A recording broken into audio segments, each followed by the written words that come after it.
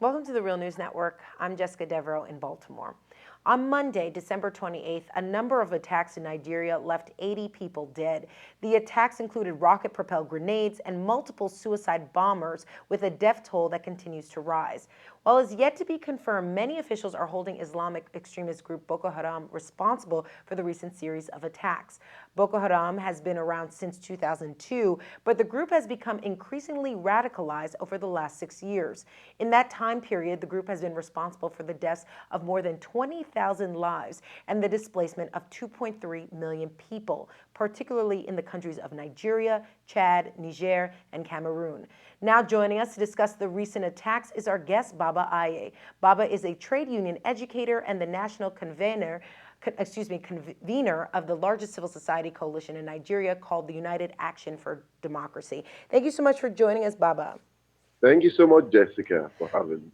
So, Baba, we know that Boko Haram is actually, they've come out, they're responsible for this attack, and they're hoping to achieve an Islamic state. That's what they say their objective is.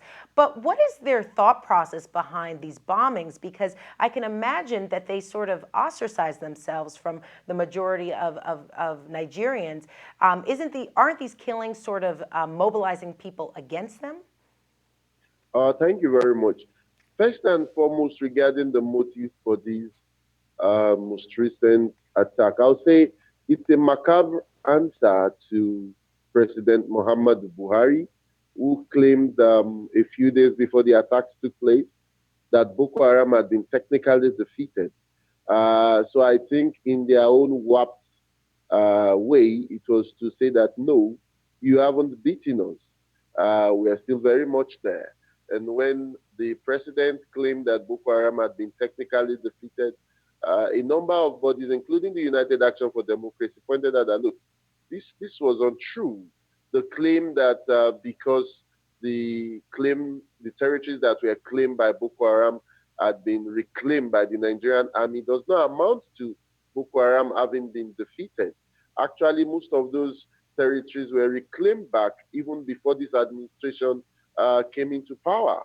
So, but because the administration had set itself a December 31 deadline for defeating Boko Haram, it felt it had no option but to call pink red. So Boko Haram was responding to make it clear that it had not been defeated. Now, talking about its general perspective, there has been an evolution of that. It would not be correct to say from the word go, Boko Haram had been committed to establishing an Islamic state. Initially, it had even close ties with members of the ruling class, and it also had the respect. And you had about 250,000 at one of the more conservative estimates, members of Boko Haram before 2009. So it was part also of what you could describe as the Sharia movement in the year 2000, a year after the republic was reinstated. A number of politicians played up the Sharia card in the north to win support in their bid to win power. And the leadership of what is now Boko Haram was very much part of that. It has evolved at different times, and I would say it's coming outrightly to declare an aim of establishing an Islamic state is a much more recent development, which was at the very least partially influenced by the rise of ISIS. And that is when it started claiming territories because it's claiming territories, it's battling to hold on to territories started in August last year in the wake of the rise of ISIS. And in March this year, the Boko Haram leadership pledged allegiance to ISIS and actually changed its name to ISWAP, Islamic State West African Province. So you have had an evolution from a, a general Islamist trend, militant Islamist trend, but that was not explicit about creating a state to an idea of establishing the Islamic State as the West African province of ISIS. Okay. I'm so glad you talked about their evolution because I want to talk about how economic conditions also affected their development. How did economic conditions play a role in the development of the group? Definitely, economics has played a key role in the condensed politics of Boko Haram. First and foremost, let me point out that a major strategy of Boko Haram, it's important to separate Boko Haram between 2002 to 2009 from Boko Haram from 2009 to now. And there were phases in both of these two broad periods. Between 2002 and 2009, Boko Haram established um, health centers for poor people. It had a complex which included, Quranic schools, accommodation, and such things for indigent people. Who was And with funding that, Baba? come again, Who was funding that? How are they getting their money to do all this? very good question. They got funding from a lot of rich persons. A Mm. key turning point was 2003. In 2003, you had the second general elections after the republic was reinstated in 1999.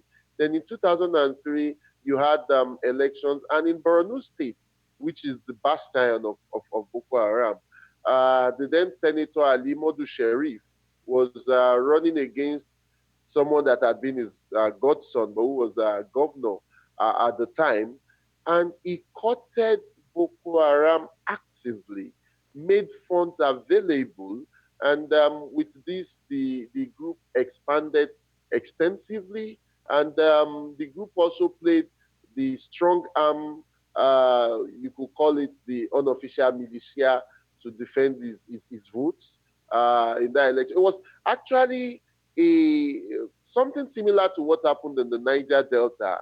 The only thing was that in the Niger Delta, I mean, it was a secular. There was no toga, no mask of religiosity. In 2003, also they got money and arms from politicians who were interested in using them. The mass of their followership for votes and their militancy for the defense of the ballots, or I mean, it could also be to carry ballots in the way elections have unfortunately been run over the years here, are bit better now. So you had that. Then you also had, this is also quite important, you had a number of young professionals, who with their $10, $50 equivalent contributed, to the stash of money of Boko Haram. And the Mm. interesting thing was this: despite Boko Haram ranting the leadership, particularly in this case Mohammed Yusuf, who was the pioneer leader of Boko Haram and whose assassination while in police custody in 2009 marked the turning point from Boko Haram as a militant but not necessarily armed outfit to being the insurgent formation that it has become. Uh, while he ranted against Western education, the corruption and ostentatious living of the rich, he rode around town in the best of SUVs. Mm. He lived himself within his, complex, of course, within the best of housing.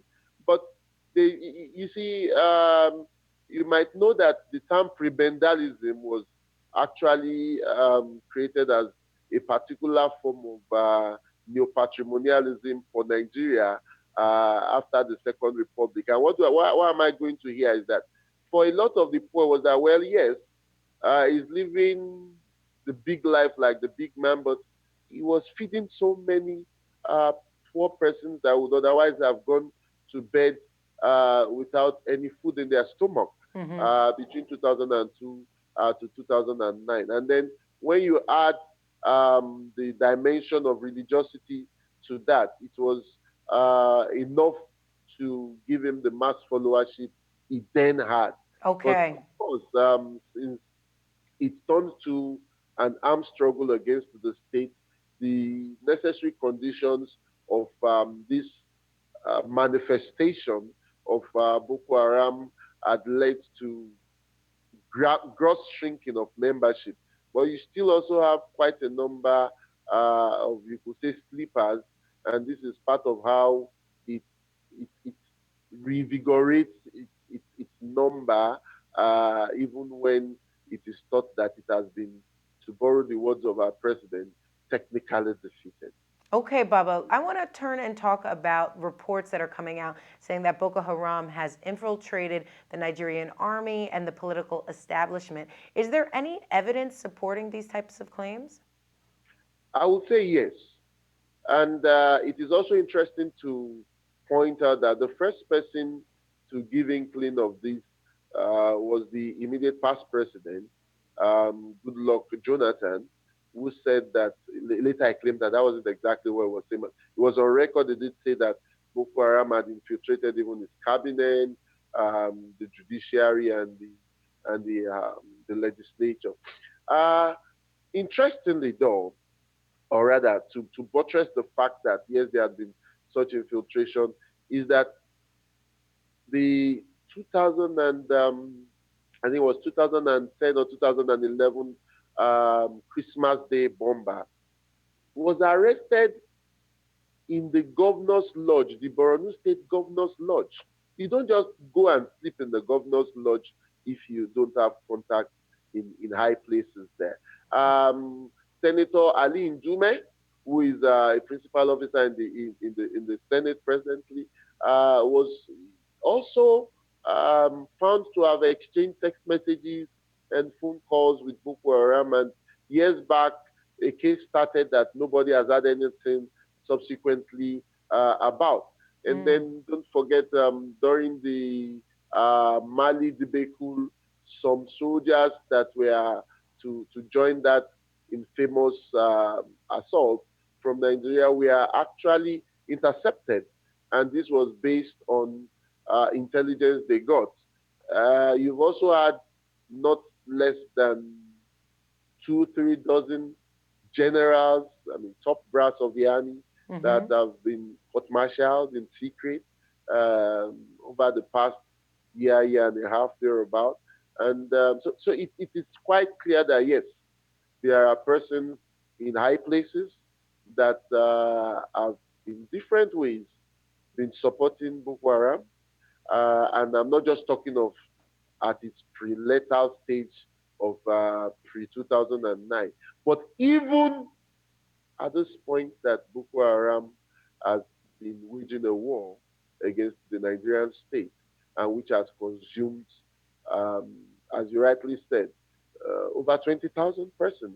Yeah. However, if you permit me to, I would also want to stress that Boko Haram, yes, has been culprit in terms of those deaths, but the Nigerian army has obviously killed as much people, if not more people, than Boko Haram has done within that death toll of Yeah, 20. and Bubba, we can't talk about all of this and the deaths of everyday people without bringing up the role of the United States in all of this as well. How has international policy contributed to the rise of Boko Haram? That's a very good question. In the first place, an anti-Western stance is a critical element of the Boko Haram ideology. It has been, and it has also evolved with the evolution of Boko Haram. As you know, the Boko Haram that the group is called literally translates into Western education is a sin, it's forbidden. So there's the view of that, look, the West is corrupt and all that. Then also you have had with its allegiance to ISIS, that has dipping in a little sense. However, it's that you had, after the Chibok girls' abduction, the 276 Chibok girls who are part of over 2,000 persons that have been abducted over the past few years by Boko Haram. The United States, a number of countries in Europe, including uh, the United Kingdom, Britain, sent in troops in minimal numbers.